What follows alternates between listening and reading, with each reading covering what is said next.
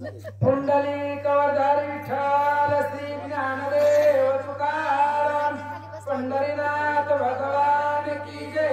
प्रभु श्री रामचंद्र भगवान की जय। कपिवरे महारुद्र हनुमान की जय। श्री गणेशाय नमः। प्रभु रामचंद्राय नमः। रावण सिंहासना समान घालूनिया कुच्चासन हनुमान बैसला सावधान दशानन लक्ष्मणी। कथेचं अनुसंधान ब्रह्मपत्राचा शेवटचा अध्याय। सगळी उठून बसा झोपले सगळी उठून बसा। शेवटचा अध्याय हनुमंत रावणाच्या समोर शेपटीचं आसन करून बसलेला आहे। 84 लाख योजना रावणाचे सिंहासन त्याच्या आसमान शेपटीचे वेटळे करून हनुमान समोरासमोर बसले। जैसा सिंहा पुढे गजाचा दर्प की गरुडा पुढे कांपती सर्प तैसा देखोनी कपी प्रताप महाकंप रावणा। जसं गरुडाच्या पुढे साप घाबरतायत, सापाचं गरुडा पुढे काही चालत नाही, तशा पद्धतीने राजा रावण समोर बसलेला आहे आणि हनुमंत त्यांच्या पुढे बसले। जव रावण देखे भयभीत तव विभीषण इंद्रजित संयुक्त लंकेशासी बुद्धी सांगत की अवध्य हनुमंत सर्वथा। आणि विचार हनुमान आणि रावण समोर बसलेले होते। विभीषण आणि इंद्रजित चिंता वाटू लागली दोघांना। हनुमान ऐकत नाहीये, काय करावं। मारुदाता हनुमंताची तेने गांजिले महावीरांसी पुच्छे निर्दळीले सैन्याची तो कपी कोणासी नाटोपे। इंद्रजित आणि विभीषण विचार करतायत हनुमान ऐकत नाहीये। कोट्यावधी राक्षस ह्याने मारली, ह्याची शिंपी दुर्धर आहे, काय करावं विचार करतात। तरी गुरुवावया हनुमंता श्रीरामा अर्पावी सीता निशरण निघाली रघुनाथा मा समजता कल्याण। आणि मग जर हे हनुमंत निवारायचं असेल, रावणाला वाचवायचं असेल तर रामचंद्राची सीता अर्पण करावी अशी बुद्धी रावणाला सांगू। ते श्रीरामाचे गवानर केवळ तेही पाणी खाईल ते नाटोपे कोणास आहे। एक रामाचं वानर आहे आणि ते सुद्धा झाडाचा पाला खाणार। जर ते आपल्याला ऐकत नाही मग रामचंद्र जर आले तर काय करायचं। ऐसे कोणी विभीषण उत्तरा निदे कोणी इंद्रजिताची रणवेधरा परमचिंता दशशिरा दे कोणी वानराचा ताप।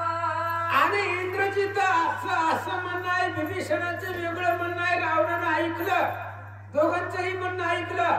हनुमंत निशंक निधडे समोर पाहिले, रावण घाबरला।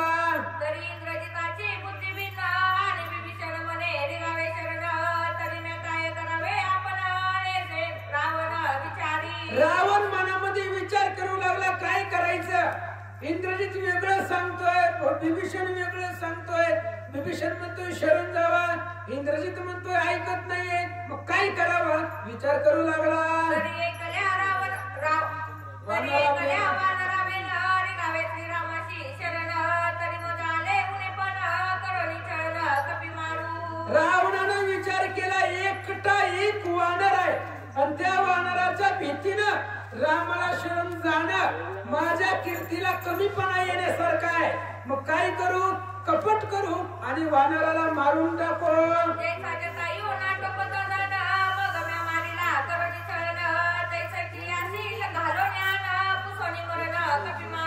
रावणाने पाठीमागच आठवलं, जसं जटायू आपल्याला ऐकत नव्हता, त्याला खोटं खोटं बोलून शपथ घालून कपटाने कसं तरी मारलं, तसंच या वानरा बरोबर करू, कपट करू, छळण करू आणि वानराला मारून टाकू।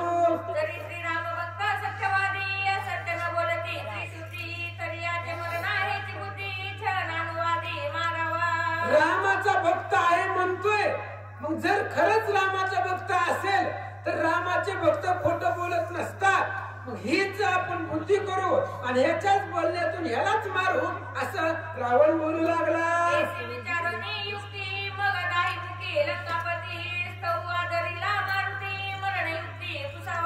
अशा पद्धतीचा विचार रावणाच्या मनात आहे, मनात वेगळा आहे आणि तोंडानं वानराची स्तुती करू लागला। हे म्हणायचं पोटात एक आणि पोटात एक, वेगळं होतं मनामध्ये आणि बाहेरून वानराची स्तुती करू लागला। काय करतो,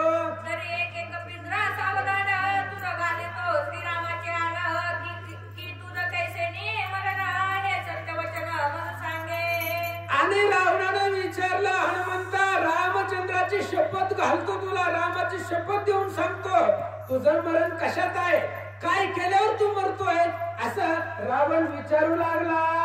श्रीरामाची आण हनुमान घाली लोटांगण, मज सर्वथा नाही मरण, हे सत्यवचन लंकेशा. रामचंद्राची शपथ ऐकली आणि हनुमंतानं लोटांगण घातलं. कुणाला? रावणाला नाही घातलं. रावणाला उलटी हाताने द्यायला तयार होता. रामचंद्राच्या शपथीला, रामचंद्राची शपथ आहे, ही शपथीला हनुमंतानं लोटांगण घातलं. काय उत्तर देतो? ऐसे परिसता कटुवचन गदगद हासे दशानन, हे जन्मादी गर्भी मरण, मरण तुझ कैसे. आणि त्यावेळेस रावणानं विचारलं, हनुमंता मरण सगळ्याला, जे जे आकारात ते आले ते ते नशाते पावले, जे जननी जठरी नाही जन्मले ते अमर झाले सर्वस्वे, जी जन्मले ती मरणार आहे, असं श्रुती पुराण बोलू लागला. रावण बोलू लागला, मग रावण वदे हनुमंता, मिथ्या वदू नको श्रीराम भक्ता, आणि तुका वदिसी मिथ्यवंता, निज वृत्तांता मज सांगे. रावणानं बोलायला सुरुवात केली. स्वतःला रामाचा भक्त म्हणून घेतो आणि खोटं बोलतो. इथं रामाचे भक्त खोटं बोलत नसते, मग तू देहाच्या आशेनं का खोटं बोलायला? रावण बोलू लागला, जैसे जटायुस पुसोनी मरण, त्याची मारिले करुणी छळन, तैसेची मजही करीची दान, तेने भय वदे मिथ्या. रावण सांगू लागला, हनुमंता तुला मरणाची भीती वाटायली, जसं पाठीमाग मी जटायूला छळण करून मारलं तसंच तुला वाटायलंय.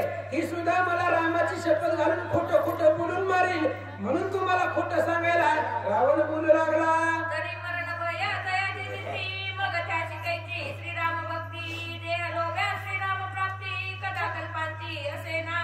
रावण परोपरीचं ज्ञान सांगू लागला. म्हणले, हनुमंता ज्याला देहाची लोभ असते त्याला मरणाची भीती नसते. फुटो हे मस्तक, तुटो हे शरीर, परिणामाचा गजर सोडू नये, अशी भक्ताची अवस्था असते. मग तू देहाच्या भीतीनं खोटं का बोलायला? ऐसे परोपरी प्रबळ ज्ञान, योग्यता बोले दशानन, तरी परदारा चोरी आपण, हे जाणते पण कोण रावणा. रावण सूचकाच्याच पाठावरती बसला, हनुमंताला सांगू लागला. ज्ञान हनुमंताने सांगितलं आहे बा, परोपरीचं ज्ञान सांगायला आहे, पण परस्त्रीचं हरण करणं हे तुझं कोणतं त्या ठिकाणी मोठेपणा आहे, असं हनुमान बोलतात. तरी मरण भय कासाविसी, आणि सीता चोरणी सोय पळसी, तो तू आम्हा शिकविसी, मरण भयासी का भीता. हनुमान बोलू लागले, रावणा आम्हाला सांगतो तू मरणाला भीतो? आम्ही तर मरणाला भीतच नाही, मरणाला तू मेलाय. अरे रामाच्या धाकाने सीता घेऊन पळाला, राम लक्ष्मण येतील म्हणून एक क्षण तिथं पंचवटिकेमध्ये राहिला नाही. रिकाम्या घरामध्ये कुत्र घुसावं तसं पंचवटिकेमध्ये घुसून सीतेला घेऊन गेला, आणि आम्हाला तू मरणाची भीती सांगायला. हनुमान बोलतात, वर मी पोचला लंकनात, मग त्यासी सांगे हनुमंत, एक माझा मरणार्थ तुला एकार्थ सांगेन. हनुमान बोलल्यानंतर रावणाच्या काळजाला लागलं, हनुमंताचं बोलणं हृदयाला लागलं, काहीच चालत नव्हतं. मग हनुमंतानं सांगितलं, जाऊ द्या, आपण मरतच नाही तर कशाला टेन्शन घ्यायचंय. त्याच्यामुळे हनुमंतानं सांगितलं, रावणा माझं मरण सांगतो ऐक. मी असत्य वदन नाही तुझी, जे मरण नाही माझी दयाची, तरी मरण आहे पुच्छासी, ते मारीची ते मी मरे. हनुमंतानं सांगितलं, रावणा मी मागही तुला खोटं सांगितलं नाही आणि आताही तुला खोटं बोलत नाही. हे बघ, मला मरणच नाही ही तू मान्य करत नाही, पण जर तुझ्या इच्छेनुसार सांगतो, माझी जर शिफ्टी पेटवली मी मरून जाईल, असं हनुमान बोलतात. कपी पुच्छासी केली दान, वश हनुमंतासी मरण, इंद्रजित सत्यमानी आपण, आणि सैन्य प्रधान सत्यमानी ती. हनुमंतानं सांगितलंच असं होतं, बसलेल्या सगळ्यांना खरं वाटावं. हनुमंताने सांगितलं शिफ्टी पेटवली की मी मरतोय. इंद्रजित म्हणला खरं आहे, कारण शेपटीचा मार इंद्रजिताला माहिती होता, बिळातलं पिपर्यंत मारलं होतं. प्रत्येक सैन्याला शेपटीचा मार माहिती होता. मग त्यांना वाटलं ही जी ताकद शेपटीमध्ये आहे, ही हनुमंताने सांगितलेली युक्ती सर्वांना पटली. श्रीरामाने भयभीत वदला मरणार्थ, पुच्छला हे मरेला हनुमंत, ऐसे लंकनात सत्यमानी. सगळ्याला खरं वाटलं महाराज. मग राक्षस बोलू लागले, रामचंद्राच्या शपथेला घाबरला आणि रामचंद्राची शपथ घातली म्हणून खरं खरं सांगितलंय ना, याच्या शेपटीतच मरण आहे असं राक्षस बोलतात. मग सोय पुसे दशानन तरी कोणी युक्ती पुच्छदन जे जावयाल कबून करावया छळन कपी सांगे. मग लगेच रावणाने विचारलं शेपटीत मरण आहे, मग शेपटी कशी जाळायची? हनुमान म्हणला आता ह्याच्याच युक्तीने ह्याच्याच हातातून लंका जावायची. म्हणून लंका जाळण्यासाठी हनुमंतराय सांगू लागले, ऐक रावणा, वस्त्र तेल तुम्ही भिजवून पुच्छ गुंडाळावे संपूर्ण मग जाळावे अग्नी लावून त्याने मरण वानरासी. आणि हनुमान सांगू लागले, रावणा माझ्या शेपटीला पूर्ण वस्त्राने गुंडाळायचं. शेपटीला तेल आणि तूपच लागतंय, बाकीचं नाही जमत. तेल तुपामध्ये भिजव आणि मग शेपूट पेटव. हनुमान बोलतात, मरण वर्म आले हातात त्याने हाती उल्हास लंकनाता मग होय सुतांशी सांगता वेष्टनाता कपी पुच्छा. आणि लगेचच मरणाचं वर्म हाताला आलेलं होतं. मरण लक्षामध्ये आल्यानंतर ना राजा रावणाला आनंद वाटला, उल्हास वाटला. सैन्याला ऑर्डर दिली, शेपूट पेटवा. उच्च गुंडाळी तातडी तव सरली जुनी पाणी लुगडी मग गुंडीची नवी गोगडी कुवट पुडी उकलोणी. मग शेपटीला गुंडाळत असताना जी नवीन घरातली होती ती सगळी संपली. मग जी फक्त दसऱ्यालाच काढीत असते ते असणारी घोंगड त्याची घडी उकडली आणि शेपटीला बांधू लागले. मग दिंडे आणि दिवदंडे परीचे कपी पुच्छन गुंडे तेने चाटे बाटे फोडीची धोंडे करीची तोंडे मा शब्द. आणि मग जुनी पाणी आणली तरी शेपटी गुंडाळाना, नवीन आणली नवीन संपली जुनी संपली. मग होलसेल मध्ये गेली राजा रावणाचं सैन्य. प्रत्येक दुकानं सगळी रिकामी करून आणली. दुकानदार ओरडायला लागली, इन्शुरन्स बी झाला नव्हता तवर दुकानं खाली झाली, बोंबलायला लागली. शेले खाकी बेजवटे काळी बेरी समसगटे सखरे निखरे दुवटे परी पुच्छन वेष्टे कपिवचे. सगळी कपडे आणली, नवीन आणली जुनी आणली, गाड्या घालून ठेवलेली आणली, गोदडी आणली, पुतळी आणली, सगळी आणली तरी शेपटी गुंडाळत नव्हती. राजगृहींची वस्त्रे आणि नगरींची वस्त्र मात्रे सभा नागविली समग्र परी पुच्छ चतकोर गुंडेना.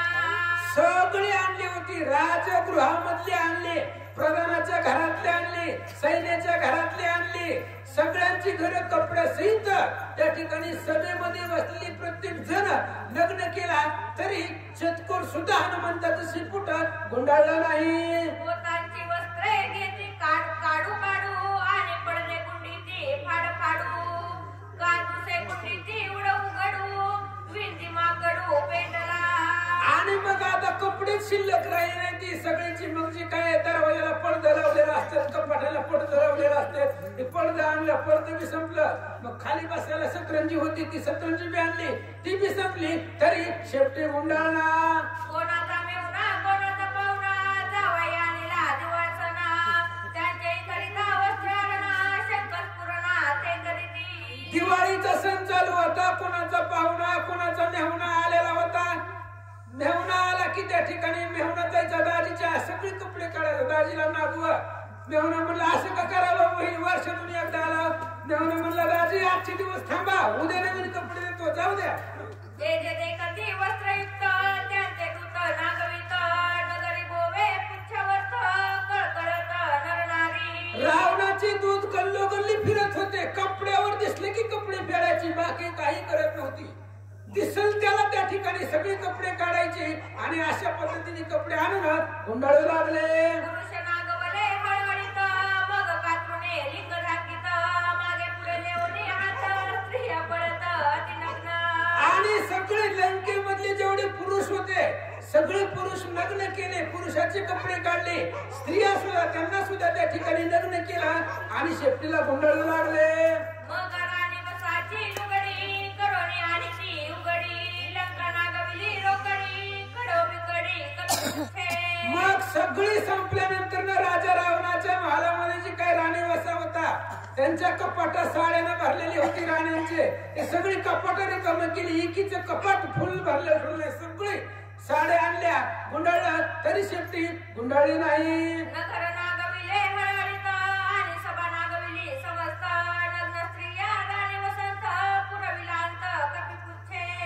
सगळे हनुमंत फक्त एका जागेवर बसले. अख्खं नगर राजा रावणाचं वस्त्रहीन केलं, सभा वस्त्रहीन केली.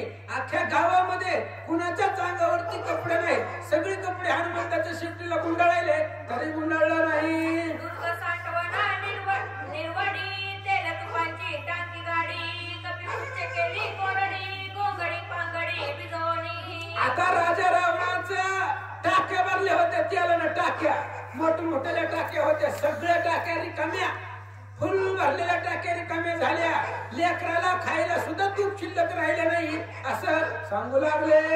स्नेहा नाही नगरात वाती लावल्या समस्त गडद पडले लंक्यात लंकनात डुकडुकी. आणि दिवा लावायला सुद्धा तेल शिल्लक ठेवलं नाही. राजा रावणाच्या नगरीमध्ये दिवा लावावं एवढं सुद्धा तेल नाही. मग तेव्हा काय लाईटी फॅन इन्व्हर्टर चार्जिंगचे बल्ब असलं काही सुद्धा नाही. दिवस नाही, गुडदुप्प अंधार लंकेमध्ये झाला. नगरी तेल तुपाचा दडा आणि गोवता वस्त्राचा रडा तरी पुच्छन गुंडे पुडा लाविले वेडा वानर. हनुमंतानं वेड लावलं, सगळी राक्षस बापुडे केली. नगरामधले तेल तूप संपलं. लेकराला भाकरीवर खायला सुद्धा तूप घरामध्ये शिल्लक राहिलं नाही. अख्खी लंका नगर नागरी हळहळीत केली. राक्षसांना वेड लावलं असं सांगतात. सभा नागविली विरानुविली वस्त्र मात्र न मिळे नगरी नागवे हळहळीत नरनारी कपी पुच्छ तरी न गुंडे. अख्खी लंका त्या ठिकाणी नग्न केली. वस्त्र कुठं बघायलाच नव्हतं. तिळभर सुद्धा वस्त्र कुणाला दिसना गेला.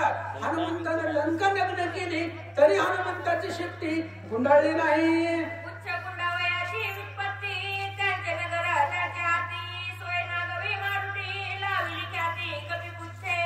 हनुमंताची युक्ती आहे, ज्याचे नगर त्याचे हाती. हनुमंताने काही सायस केला होता का? अजिबात नाही. फक्त शेपटी लांबवायचं, दुसरं काही नाही. स्वतः रावणानं स्वतःच नगर स्वतःच्याच हातामधून सगळी माणसं नग्न केली राक्षस तरी सुद्धा शेपटी गुंडाळली नाही. वानर महाजगजेती लंका नागविली पुच्छ्यासाठी चिनता राक्षसांच्या कोटी पुच्छ शेवटी न गुंडे. हनुमान वानर जगजेठी वानर आहे. फक्त शेपटीला मारायचं आणि सगळ्या राक्षसांना माहिती होतं शेपटी जळाली की वानर मरतय. त्यामुळे शेपटीला जाळण्यासाठी सगळे वानर सगळे असणारी राक्षस लग्न झाली तरी शेपटी गुंडाळली नाही. उच्च गुंडीता पडके वडे अग्न अग्न अधिकाधिक वाडे देशी ख्याती लावली माकडे मरण रोकडे राक्षसा. हनुमंतानं अशा प्रकारची बुद्धी चालवली. एवढी कपडे शेपटीला लावायची, आगडी लावल्याबरोबर भडका व्हावा आणि राजा रावणाचा अपमान व्हावा अशी इच्छा हनुमंताची होती. नाही झगडा न भांडणा करिता कमी पुच्छासी वेष्टना तृणप्राय केला रावणाची गाडी अंगवना हनुमंता. हनुमंताची ताकद आहे महाराज. हनुमान जागेवर उठलंच नाही, झगडा नाही, भांडण नाही, काय सुद्धा नाही. फक्त शेपटी गुंडाळण्यासाठी राजा रावणाची ताकद गवताप्रमाणे केली. राजा रावणाला पळत दुसरं करून हनुमंताने सोडला. उच्च वेष्टिले समग्र अल्प उरले दिसे अग्र ऐसे कोणी तशी शिरा पितांबर मने गुंडाळा. गुंडाळणाऱ्यांनी सांगितलं मालक राजा रावणा एवढी उडूस राहिले बघ, सगळं गुंडाळले. रावणाने स्वतःच पितांबर काढून दिला. घे काय घ्यायचंय ते घे, पण तेवढं राहिलेलं गुंडाळून टाका. पितांबर काढून रावणाने दिला. इंद्रजित प्रधान समवेत रावण संतोष चित्त पुच्छ आहे मरे हनुमंत पुच्छ समस्त वेष्टावे. इंग्रजीत रावण सांगू लागले हे जे शेपूट रिकामं ठेवू नका. एकदा शेपूट गुंडाळलं की शेपटीतला आग लावली त्याच्या तरफडीनं हे वानर मरेला राक्षस बोलतात. मग पितांबरे श्वेतांबरे आणि पट्टकुळे मनोहरे गुंडीताती क्षौमांबरे पुच्छ न भरे कपीचे. मग पितांबर आहे, श्वेतांबर आहे, अशा प्रकारची मोठ्या लोकांची मोठी कपडे असतात, त्यांची नाव वेगळी असतात. तशा पद्धतीने ती मोठी जी कपडे होती ही असणारी राक्षसांची आणली तरी सुद्धा शेपूट गुंडाळला नाही. इंद्रजित तिचे दाखत जरी वाचला हनुमंत तरी समजता करी लगात पुच्छ दहनार्थे मारावा. आणि इंद्रजितानं बघितलं आखी लंका नागवी झाले तरी शिपूट गुंडाळलं नाही. इंद्रजिताला टेन्शन आलं, जर ही मेलं नाही तर लंकेत कोणाला जिवंत ठेवीत नाही. त्याने शिफ्टीसाठी आखी लंका नागवी केली. जर हनुमान वाचला तर लंकेत कोणीच वाचत नाही असा विचार इंद्रजित करू लागला. रावण राखे मानसी जे पुच्चन गुंडे पैरामासी तरी केवी मारवेला हनुमंतासी म्हणून कुसाबुक्षी स्पुंदत. रावण सुद्धा मनामध्ये विचार करू लागला, जर आपल्याला ह्याची शेपटी गुंडाळता येत नाही ही वानरला कसं मारायचंय. शेपटी जर गुंडाळली नाही वानर मरत नाही आणि वानर मेलं नाही तर कोणाला जिवंत ठेवीत नाही. अशा प्रकारचा विचार राजा रावण करू लागला, मनामध्ये दाखवू लागला. चालू असणारा अखंड ब्रह्मपुत्र सोहळा आणि या ब्रह्मपुत्र सोहळ्यासाठी अन्नदान. आता आपल्या सर्वांना अन्नदानाची व्यवस्था आणि त्या अन्नदानासाठी शिवाजी विश्वंभर गरड रानमसले या रामभक्तांनी या असणाऱ्या सोहळ्यासाठी ब्रह्मपत्राच्या अन्नदानासाठी 200 रुपये वर्गणी दिलेली आहे. भगवंत 1000 वाताने त्यांच्या संसारामध्ये भरभराटीनं देव असो अशा पद्धतीने सांगतात. तव बोलीला विद्युन माळी जरी वानर आकळे ना मागळी तरी उघडी करावी जनकबाळी मग पुच्छ तत्काळी आकळेल. एक म्हातार होतं लय आगाव कोपऱ्यात बसलेलं होतं. त्यानं सांगितलं राजा रावणा, शिफ्टी गुंडाळत नाही ना, शिफ्टी गुंडाळत नाही ही वाढवायला लागले. शिफ्टी वाढ एवढी शिफ्टी लांब नाही ही वाढवायला एक युक्ती आहे म्हणले, तेवढं करून बघा.